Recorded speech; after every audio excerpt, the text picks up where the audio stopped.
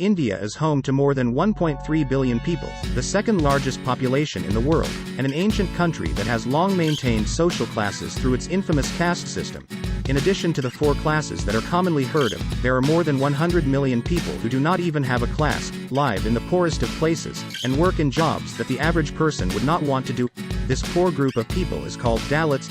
One generation after another, they live a life of discrimination. But in Dalit, there are people who, through their great ability and good fortune, break the wall. Ashok Khade, one of India's leading entrepreneurs, was born into a Dalit family but went on to find his own successful business with over 4,000 employees and an annual turnover of 5 billion rupee. Let's see how he made a miracle. Born in 1956, Khade grew up in extreme poverty in a small village in the central Indian state of Maharashtra, where the traditional industry is the processing of animal pelts, a job that traditionally belongs to Dalits. The village is not wired for electricity and there is no clean water to drink, not to mention how discriminatory the outside world looks at them. Khade lived with 5 siblings and his mother worked as a farm hand to support her family, but the meager salary could not support so many people, so Khade often went to bed early as a child to forget how hungry he was because he had no food to eat. One day when it was raining heavily, Khade went to the mill to take the flour home as usual, but ended up falling because of the slippery road, and the flour was spattered all over the floor.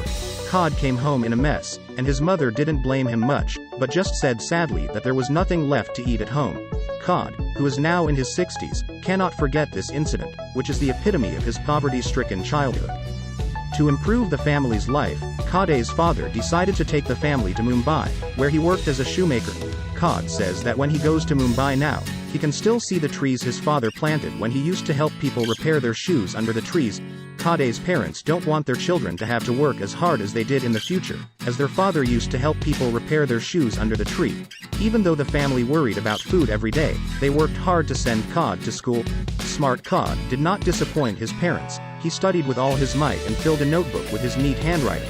Although Khade is smart and his teachers love him, he still encounters the cruelest reality of Indian society. As a Dalit, in addition to the discrimination of the outside world, the real pain is that they simply do not have the resources, which is the main reason why Dalits are difficult to turn around. At that time, the school had a Sanskrit test, and those students had been attending various religious ceremonies with their parents, so they were already very familiar with Sanskrit. In contrast, Khade had to work very hard, and his grades could not catch up with Brahman's classmates. But Khade didn't want to disappoint his parents, so he put in twice as much time and effort as the next person and ended up at the top of the test. In addition to his efforts, Khade has received a lot of help on his way to school. One year there was a famine in his hometown, and he almost interrupted his studies because of it, but some kind-hearted people provided food to tide them over. Once he wore a pair of torn pants to an exam, a kind teacher bought him a new set of clothes. Khade still has the pen he used for his past exams. The pen cost him 3.5 rupees at the time, and although he has 6 Mont Blanc pens totaling 500,000 rupees on his desk, Khade says that if he were to write his autobiography, he would use the same pen he used for his exams to write the cover. Khade decided to go to work after graduating from high school because the financial situation was unaffordable. He was sent to Germany to study because of his positive and serious attitude. Finally receiving a diploma in mechanical engineering from the university, Khade worked hard from 1975 to 1995, when he was almost 40 years old, and finally saved enough money to continue his decision to start his own business. He named the company Das Offshore after his 3 brothers, and mainly contracted offshore platform projects, such as offshore oil drilling platforms. He soon got his first order from the shipyard where he used to work. The reason why he was able to take the first order from his old boss was that Khade was fully recommended to the company by Nair, the former chairman of the shipyard, who said that Khade was a determined and excited person, so he was willing to vouch for him. Today Nair is a consultant for DAS's business is thriving because of Khade's seriousness and his above-average discipline. He says that almost all his orders are with people he has worked with. One might wonder if Khade, a Dalit by birth, would be particularly biased towards his fellow countrymen of the same class, and Khade's answer sounds a bit heartless but very reasonable. He says he only looks at ability, not class, and treats employees and manufacturers alike. When his nephew asked him to give him a job, Khade flatly refused because of his nephew's poor ability.